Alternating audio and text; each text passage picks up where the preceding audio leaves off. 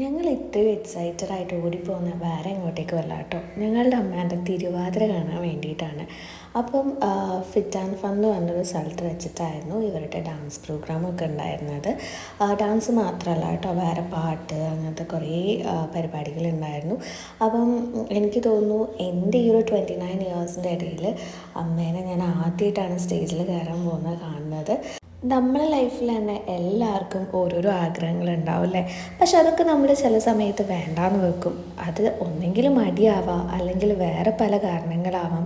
അപ്പം എനിക്ക് പറയാനുള്ളത്, നമുക്ക് അങ്ങനെ എന്തെങ്കിലും ആഗ്രഹങ്ങളുണ്ടെങ്കിൽ മറ്റുള്ളവരെന്ത് വിചാരിക്കും, അല്ലെങ്കിൽ എനിക്ക് വയസ്സായില്ലേ ഇനി ആൾക്കാരെന്ത് പറയും, അങ്ങനെയൊന്നും ആലോചിച്ച് നിൽക്കാതെ നമുക്ക് എന്തെങ്കിലും ആഗ്രഹങ്ങളുണ്ടെങ്കിൽ അത് നടത്താട്ടോ. ഇവരുടെ ആ ഒരു എനർജി ലെവലും എക്സൈറ്റ്മെൻറ്റും സന്തോഷവും എല്ലാം കാണുമ്പോൾ സത്യം പറഞ്ഞാൽ ഞാനും അറിയാതെ ചിരിച്ചു പോയിട്ടുണ്ടായിരുന്നു കേട്ടോ. വെറുതെ പറയല്ല, ആ ഒരു ഫീല് വേറെ തന്നെയായിരുന്നു.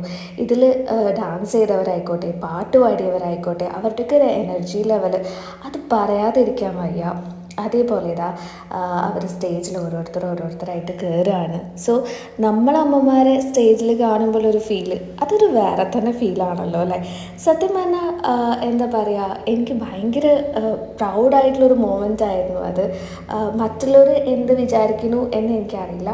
പക്ഷേ എൻ്റെ ഈ ഒരു മൊമെൻ്റ് എന്ന് പറഞ്ഞാൽ എനിക്ക് ഭയങ്കര സന്തോഷമായിരുന്നു കേട്ടോ. അമ്മേനെ ഞാൻ ഒരുപാട് കാലത്തിന് ശേഷം സ്റ്റേജിൽ കാണാമെന്ന് പറഞ്ഞപ്പം. അപ്പോൾ ഇതാ അവരുടെ തിരുവാതിരക്ക് അടിപൊളിയായിരുന്നു.